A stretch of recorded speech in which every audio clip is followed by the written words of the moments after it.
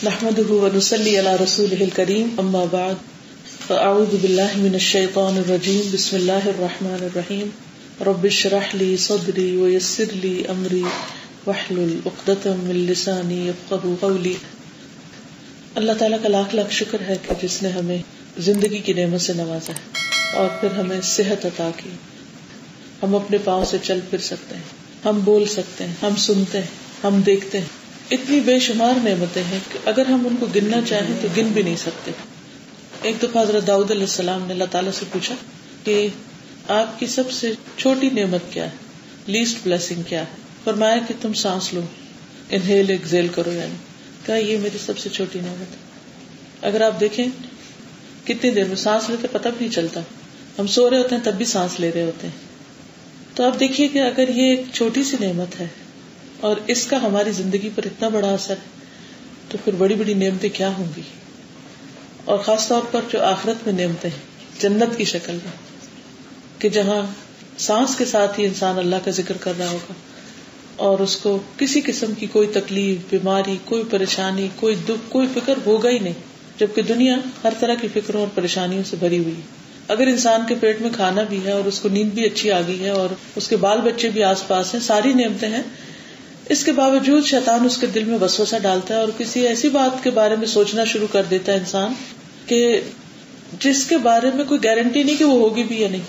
مثلاً یہ ہے میرے بچوں کا کیا ہوگا, ابھی بہت چھوٹے ہیں, پتہ نہیں کب بڑے ہوں گے, شادی کب ہوگی ان کی, پتہ نہیں ان کو اچھے رشتے ملیں گے بھی یا نہیں ملیں گے. بیٹھے بیٹھے بلا وجہ غمگین, بغیر کسی وجہ کے, حالانکہ کل کس نے دیکھی. جو آج کا دن ہم بسر کر رہے ہیں, کیا ہم نے دیکھا تھا کل؟ 1 سال پہلے ہمیں پتا تھا کہ آج کے دن ہمیں کیا ملنے والا ہے. اور صرف آج ہی کے دن ہم دیکھیں کہ صبح سے لے کر اب تک کتنی نعمتیں استعمال کر چکے ہیں, کیا کچھ کھا پی چکے ہیں, کیا کچھ دیکھ چکے ہیں, کیا کچھ باتیں کر چکے ہیں, بے شمار چیزیں. تو اصل بات یہ ہے کہ ہم اس دنیا میں رہتے ہوئے اگر ساری زندگی بھی سجدے میں پڑے رہیں تو اللہ کا حق ادا نہیں ہو سکتا.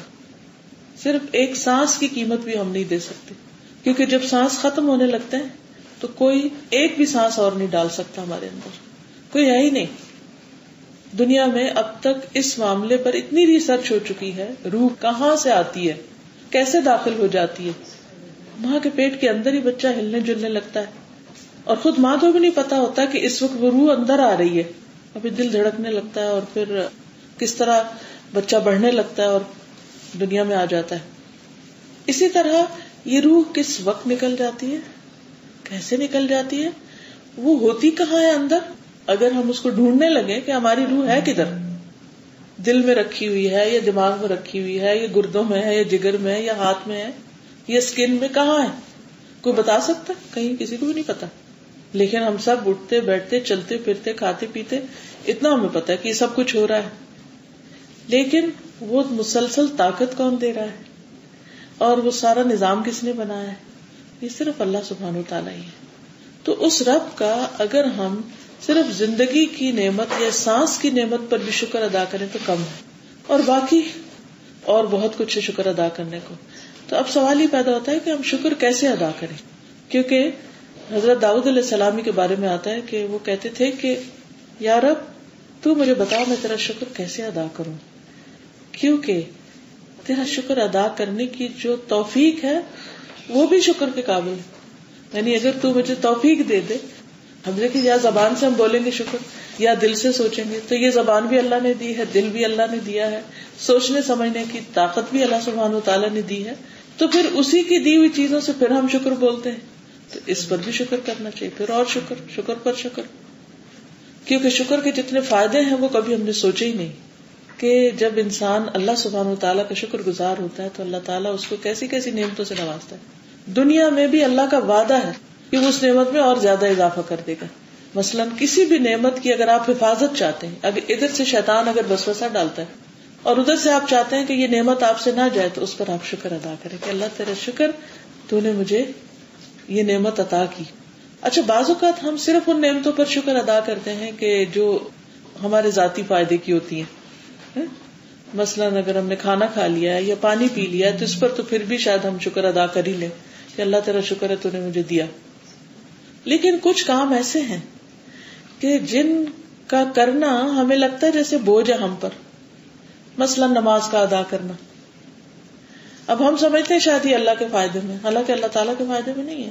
ہم اٹھتے ہیں، وضو کرتے ہیں، سارے فائدے ہمارے اپنے ہیں. ہماری اسکن بھیگتی ہے، دھلتی ہے، میل کچیل دور ہوتا ہے، مسا ہوتا ہے، پاؤں دھلتے ہیں، سارے صاف ستھرے ہو جاتے ہیں. پھر سب فکرے نکال کے دماغ سے پھر اللہ کے حضور کھڑے ہوتے ہیں، بیٹھتے ہیں، اٹھتے ہیں، جھکتے ہیں. ایک ایک عضو ہمارا جو زمین پہ لگتا ہے، جس پہ پریشر پڑتا ہے. اب اتنی آکو پریشر تھراپیز نکلی ہوئی ہیں، یہ مکمل تھراپی ہے ایک طرح سے جو ہم اٹھتے بیٹھتے اللہ کے فضل سے. اور پھر جو کچھ ہم پڑھتے ہیں اللہ کا ذکر ہے، اس اللہ کے ذکر میں اتنا فائدہ ہے، اتنا سکون ہے. لیکن ہم کیا سمجھتے ہیں کہ شاید نماز پڑھ کے ہم کسی اور کے اوپر احسان کر رہے ہیں، اور اس پر نہیں شکر ادا کرتے کہ اللہ تیرا شکر ہے تو نے نماز کی ہمیں توفیق دے دی، تیرا شکر ہے تو نے نماز فرض کی ہم پر. کیونکہ اگر یہ فرض نہ ہوتی تو شاید ہم نہ ہی کرتے. فرض ہوتے ہوئے اتنی مصیبت پڑی ہوئی ہے. اور اللہ تعالیٰ فرماتے ہیں قرآن پاک میں وَإِنَّهَا لَكَبِيرَةٌ إِلَّا عَلَى الْخَاشِعِينَ کہ نماز بہت بھاری ہے مگر خشوع کرنے والوں پر. اسی لیے آپ دیکھیے کہ جب ہم سلام پھیرتے ہیں تو ہم دعا کیا مانگتے ہیں؟ رب اعنی علی ذکرک وشکرک وحسن عبادتک. اے میرے رب تو میری مدد فرما کہ میں تیرا ذکر کروں، تیرا شکر ادا کروں اور تیری خوبصورت عبادت کروں. تو نماز کے اوپر جو شکر ادا کرے کہ اللہ تیرا شکر، تو نے مجھے توفیق دی کہ میں تیری عبادت کر سکوں، اور اتنے تو نے مجھے اس کے ذریعے فائدے عطا کیے اور مجھے تو اس طرف لے آیا. ورنہ کتنے ہی لوگ ایسے ہیں جن کے کانوں میں اذانیں پڑتی ہیں، ان کا دل ٹس سے مس نہیں ہوتا، نہ وہ مسجد کی طرف جاتے ہیں، نہ وہ گھر میں نماز ادا کرتے ہیں، نہ وہ اس چیز کی قدر کرتے ہیں. اگر پڑھتے بھی ہیں تو کہتے ہیں چلو حاضری لگوا دیں، شکر ادا نہیں کرتے. پھر آہستہ آہستہ کیا ہوتا ہے، وہ نمازوں کے اندر کوئی کوالٹی نہیں رہتی کیونکہ شکر ادا نہیں کیا ہوتا نا اس پر. پھر اسی طرح جیسے روزہ مکمل ہو تو شکر ادا کرنا چاہیے کہ اللہ تیرا شکر ہے، مجھے تو لگ رہا تھا جیسے میں اس دفعہ روزے نہیں رکھ پاؤں گی، اتنے لمبے گرمیوں کے تھے، لیکن تیرا شکر ہے تو نے مجھے توفیق دی. اس لیے جب ہم روزہ افطار کر لیتے پھر دعا پڑھتے ہیں ذهب الظمأ وابتلت العروق وثبت الاجر انشاءاللہ. وہ بھی اللہ کا شکر ادا کرتے ہیں کہ پیاس چلی گئی اور ساری رگیں تر ہو گئی اور اجر لکھا گیا.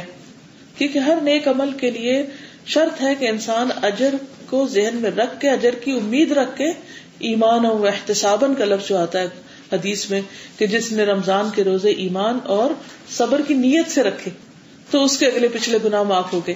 تو جب وہ اجر کی نیت سے رکھتے ہیں تو پھر افطار کے وقت کہتے ہیں وثبت الاجر انشاءاللہ. کیونکہ جب انسان کو یہ یقین ہوتا ہے کہ اللہ تعالیٰ اجر دے گا تو اس کی عبادت کی کوالٹی اور بڑھ جاتی ہے. پھر اسی طرح اللہ سبحانہ وتعالیٰ ہمیں توفیق دیتا ہے کبھی کوئی دین کا کام کرنے کی، کوئی بندوں کی خدمت کرنے کی. تو بعض اوقات شیطان ہمارے دل میں وسوسہ ڈالتا ہے اور ہم اس کام کو اپنے لیے بوجھ سمجھنے لگتے ہیں کہ وہ بڑا مشکل ہے. اب روز کون گھر سے نکلے جائے پڑھائے، روز کون گھر سے نکلے جائے کسی کے لیے کوئی مدد کرے. کوئی بھی خدمت کا کام، مثلاً آپ لوگ عیادت کرنے کے لیے آتے اور آپ کو معلوم ہے مریض کی عیادت کا اجر کتنا ہے، کتنا زیادہ ہے. آپ میں سے معلوم ہے کسی کو 70,000 فرشتے اس کے لیے بخشش کی دعا کرتے ہیں. آپ بھلا 70,000 بندوں کو بٹھائیے کہ ذرا دن رات ہمارے لیے دعا کیجیے، کوئی کرے گا؟ کوئی بھی نہیں کرے گا. آپ اللہ کے حکم سے ایک نیک کام میں لگتے ہیں، فرشتے آپ کے لیے دعائیں شروع کر دیتے ہیں. اور کیا ہوتا ہے اس میں آپ دیکھیے نبی کریم صلی اللہ علیہ وسلم نے فرمایا بھوکے کو کھانا کھلاؤ، بیمار کی عیادت کرو اور قیدی کو چھڑاؤ. فرمایا جب کوئی مسلمان بھائی کی عیادت کے لیے جاتا ہے تو وہ بیٹھنے تک، جب تک وہ وہاں بیٹھا رہتا ہے جنت کے میووں میں چلتا ہے، گویا وہ اپنے لیے میوے چن رہا ہے. جب وہ بیٹھ جاتا ہے تو رحمت اسے ڈھانپ لیتی. اگر صبح کا وقت ہو تو شام تک 70,000 فرشتے اس کے لیے دعا کرتے ہیں، اور شام کا وقت ہو تو صبح تک 70,000 فرشتے اس کے لیے دعا کرتے رہتے ہیں. اور جو لوگ عیادت نہ کرے تو رسول اللہ صلی اللہ علیہ وسلم نے فرمایا قیامت کے دن اللہ تعالیٰ فرمائے گا اے ابن آدم میں بیمار ہوا تھا، تو نے میری عیادت کیوں نہ کی، تو مجھے کیوں نہیں پوچھنے آیا. وہ کہے گا اے میرے رب میں تیری عیادت کیسے کرتا، تو رب العالمین ہے.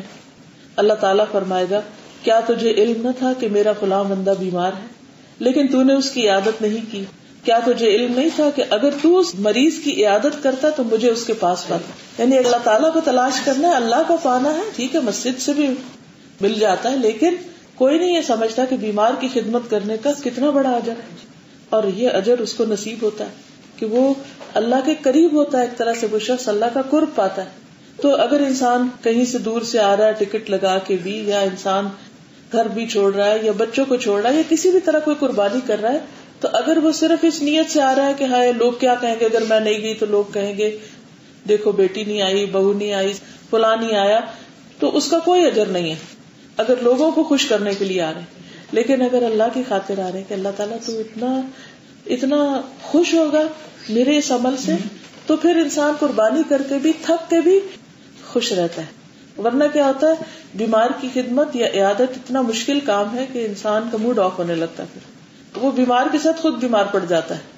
لیکن اگر یہ اجر سامنے ہو کہ میں ہر وقت اللہ کے قرب میں ہوں، اور قیامت کے دن اس کا اتنا زبردست اجر ہے اور اتنے فرشتے میرے لیے دعائیں کر رہے ہیں، تو پھر انسان کے لیے کچھ بھی مشکل نہیں یہ کام، بلکہ وہ اس کو بہت شوق کے ساتھ کرے گا اور اس پر شکر ادا کرے گا کہ یا اللہ سب میں سے تو نے مجھے چن لیا کہ میں یہ کام کروں. ورنہ کیا ہوتا ہے کہ انسان کہتا ہے لو سب تو موج کر رہے ہیں اور میرے شامت آ گئی، میری پکڑ ہو گئی کہ میں یہ کام کروں، سب تو اپنی دنیا میں مست ہے.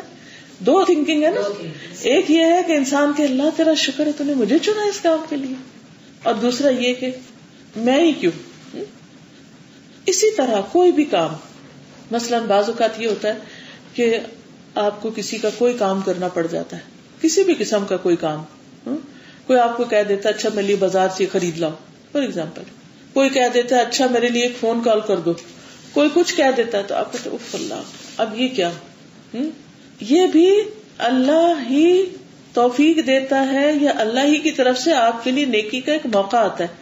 چاہے نماز ہو، چاہے صدقہ خیرات ہو، چاہے روزہ ہو، چاہے کوئی بھی نیکی ہو، یہ ساری صرف اللہ کی توفیق سے بندہ کر سکتا ہے، اور ان کے مواقع بھی اللہ دیتا ہے.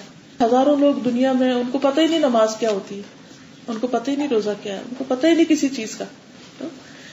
تو اگر ہمیں کوئی بھی نیکی چھوٹی یا بڑی کرنے کا موقع مل رہا ہے تو اس پر شکر کرتے رہنا چاہیے.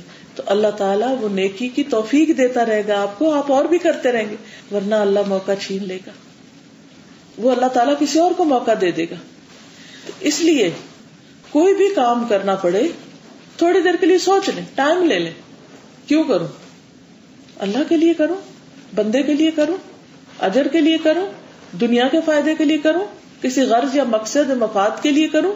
کیونکہ بعض اوقات ایسے بھی ہوتا ہے کہ لوگ اپنے والدین تک کی خدمت کسی مقصد کے لیے کر رہے ہوتے ہیں، اور کرنے کے بعد احسان بھی جتا دیتے ہیں یا کچھ باتیں بھی سنا دیتے ہیں، ایون بوڑھے ماں باپ کو بھی سنا دیتے ہیں. تو اللہ تعالیٰ قرآن پاک میں کیا کہتا ہے، وَلَا تَقُلْ لَهُمَا اُفٍّ، اف بھی نہ کہنا، وَلَا تَنْهَرْهُمَا، وہ نہیں سنتے تو ڈانٹنا بھی نہیں، ان کو جھڑک کے بھی نہیں بات کرنا، سختی سے بھی نہیں بات کرنا، کیونکہ بوڑھے لوگوں کے ساتھ گزارا کرنا مشکل ہوتا ہے بندے کے لیے. تو بہرحال کہنے کا مقصد یہ ہے کہ اللہ نے جو کچھ ہمیں دے رکھا ہے نا، زندگی دی ہے نا، سانس دی ہے تو کچھ کرنے کے قابل ہیں. اگر یہ سانس نہ ہو تو کیا کریں ہم؟ کچھ بھی نہیں. اور یہ بھی آپ کو معلوم ہے کہ ایک ایک دن کی نماز ہمارے اعمال نامے میں کاؤنٹ ہوگی. 3 لوگ اکٹھے مسلمان ہوئے تو ایک پہلے شہید ہو گیا، پھر دوسرا، پھر تیسرا، تو جو آخر میں تھا اس کے درجے کہیں بلند تھے پہلے اور دوسرے. تو وجہ کیا؟ فرق تھا 1 سال کے نماز اور روزوں کا.